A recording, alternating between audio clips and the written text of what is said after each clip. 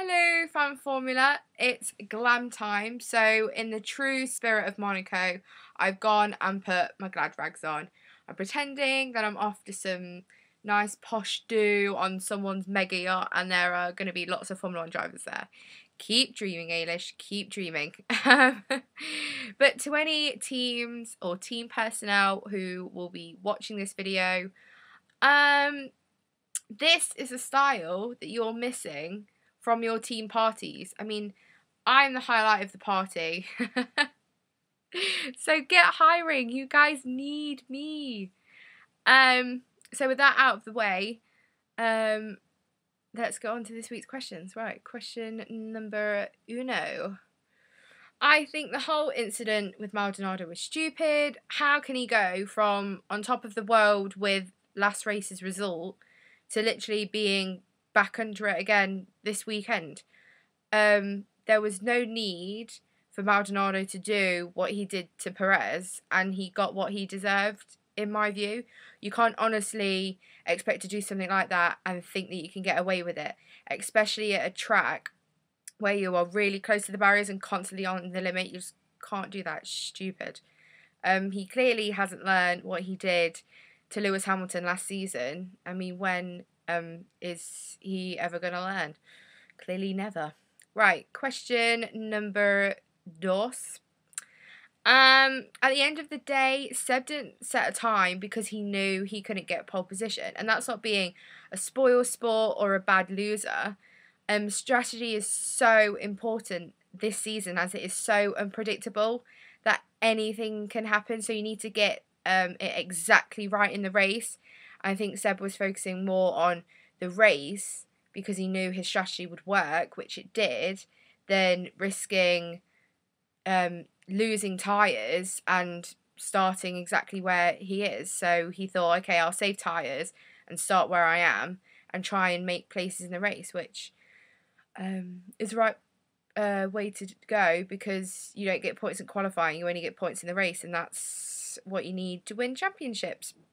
But I mean, from a fan's point of view, it's not the best thing, as Q3 is supposed to be exciting and you're watching from the edge of the seat and you have no idea what's going to happen, and seeing someone come out and set a couple of sector times and then go back in again isn't really what we want to expect. We want nail-biting action and nail-biting qualifying lap times that will go straight down to the wire.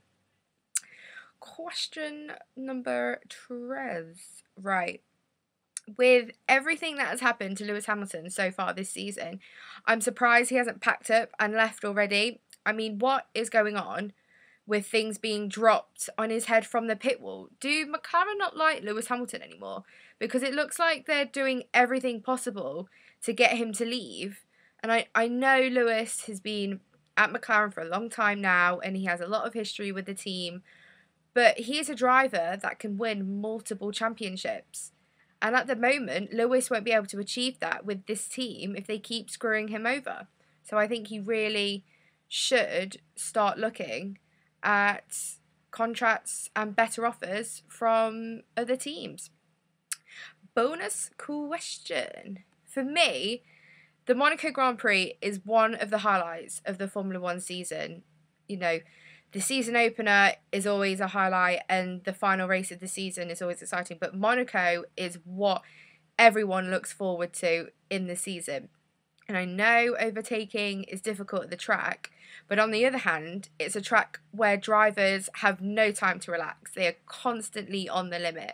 I think someone over the weekend said that it was 11 spaces from barrier to barrier on the pit straight. I mean, that is mental.